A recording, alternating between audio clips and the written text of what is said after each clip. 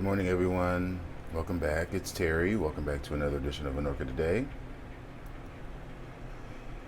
So, if you watched my video last night, this is how it is with light on in the early morning light as the sun is still rising from that way.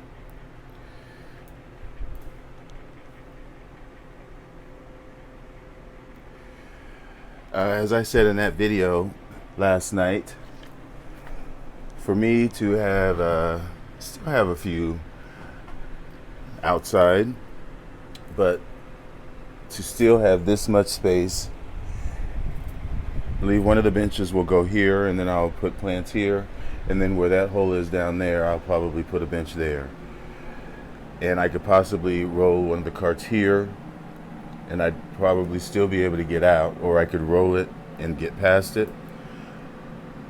I think it's going to be the best overwintering yet. But what I want to talk about now is one thing. Well, two things. First, I noticed this while looking at this spike, seeing if there was anything in that spike, and noticing some scale right there that I need to get to soon. I glanced over here and saw that.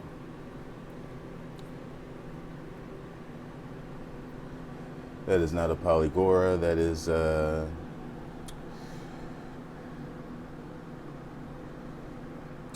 well, okay. ETT, whatever that is, Hsiang Yu Gold Coast. That is very much similar to my Volcano Trick Fireball and Volcano Trick Paradise. All of those. It's the same yellow with red spots. I believe it might even be the same parentage. But today, I want to show you this, which is what I just got yesterday. Now, I keep talking about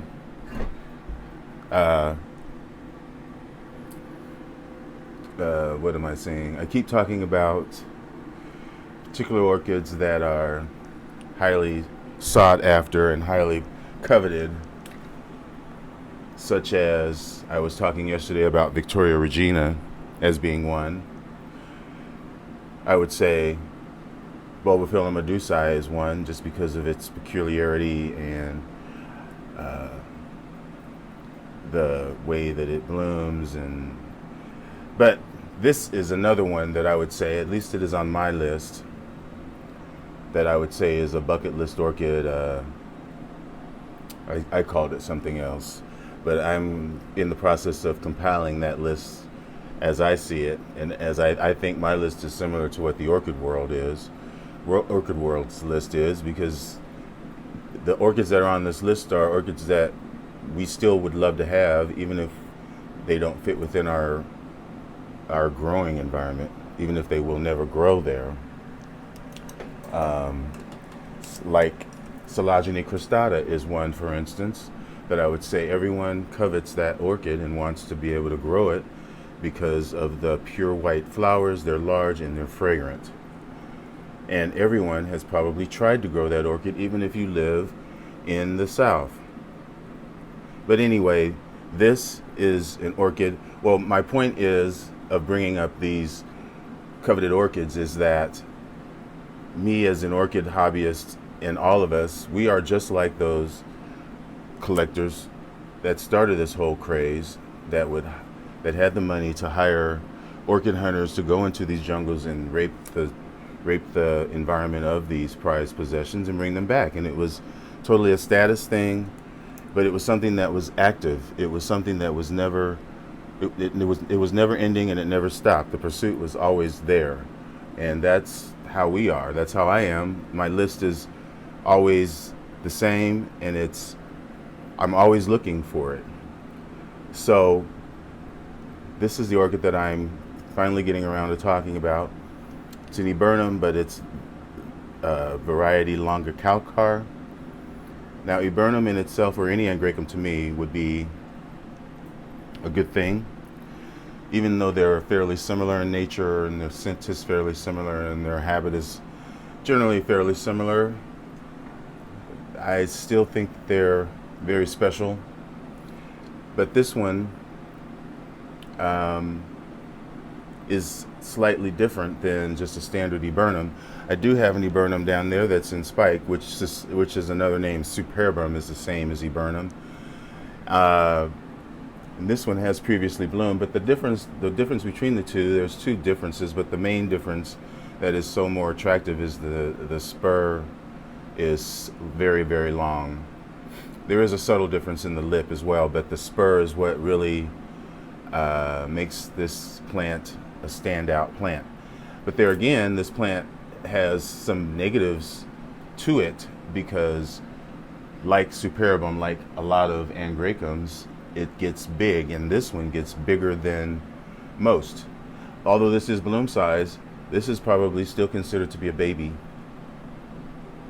But once it gets to be its full size, these things can throw spikes out of every nook and cranny, and sometimes can have 50 to 100 flowers on a blooming plant. The other thing that's a slight drawback to having one of these plants is that it is a cooler growing plant. It does come from more mountainous regions in Madagascar, so it is a little bit more tricky as far as temperature wise, how to deal with it in the summer.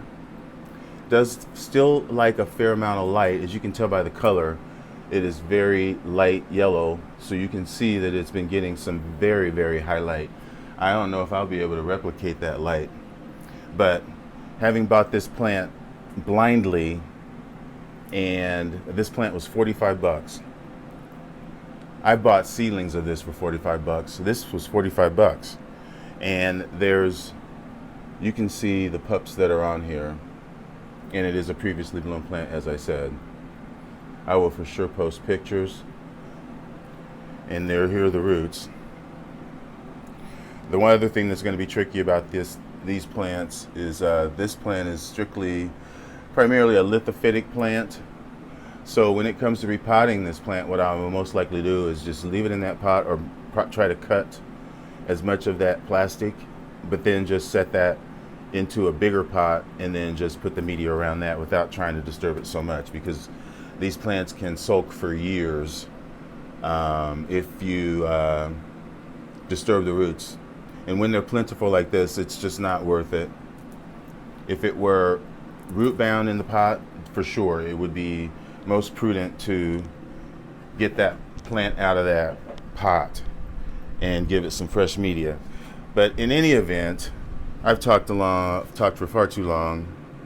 If you've enjoyed my video, please press the like button and subscribe. Thanks again for watching. Bye.